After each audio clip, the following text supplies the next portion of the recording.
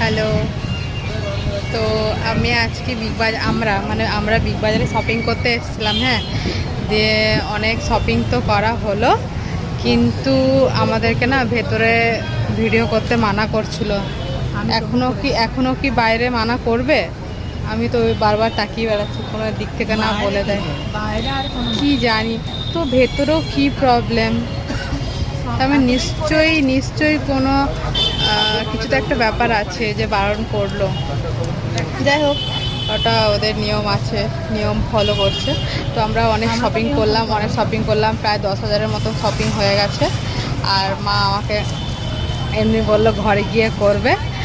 তো আমি অনেক মশলা কালেকশন করতে ভালোবাসি। আমি যদি এক গাদা মশলা নিয়েছি, জানি না রান্নাতে কাজে লাগবে কিনা, তবে ওই ডিব্বাতে রাখার কাজে লাগবে।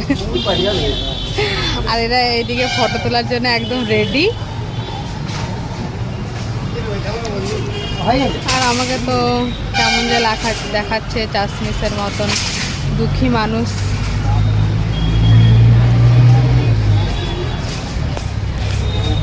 তখন থেকে আমরা বসে আছি, ফটো তুলে দেবে বলে ও ব্লগ করতে শুরু করে দিয়েছে।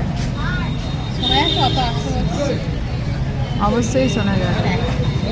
এই মহিলাটা কিছু বলবে? রেগে আছো নাকি? অনেকগুলো শপিং হয়ে গেছে। আমার জুতো কেনা বাকি আছে, জামা কেনা বাকি আছে। আমি আমার মাকে লুটে নিয়েছি, না পুজোর বাজারের জন্য নয়, পুজোর মশলা বাজারের জন্য। কি যে খাবে, কি যে না পুজোর মধ্যে গাদা মশলার এক গাদা মশলা।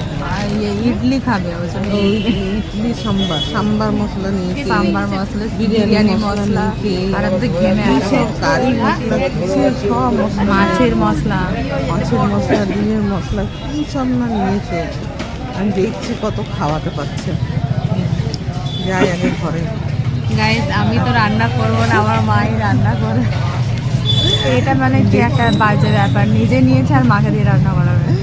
কালকে যদি ইডলি না খাইয়েছি টিফিনে, ব্রেকফাস্টে যদি ইডলি না খাইয়েছি, তাহলে তোকে আমি দেখাচ্ছি মোজা কোথায় পাওয়া যায়, মোজা দেখাবে আমাকে। সব দেখাবো, মজা দেখাবো, জুতো দেখাবো, সব। তুমি কি খুব দুঃখী আছো? 10,000 টাকা উড়ে গেল। আর একটা আমাদেরকে আয়রন ফ্রি দিয়েছে। আয়রন ফ্রি দেয়নি। এবার আমরা এখন কিছু একটা তো না খেয়ে গেলে তো ভালো লাগবে না, সেই জন্য আমরা এখন ওই দিকে যাবো। আরও 1,000-2,000 টাকা খরচা করি, 10,000 টাকা তো হয়েই গেছে। নিল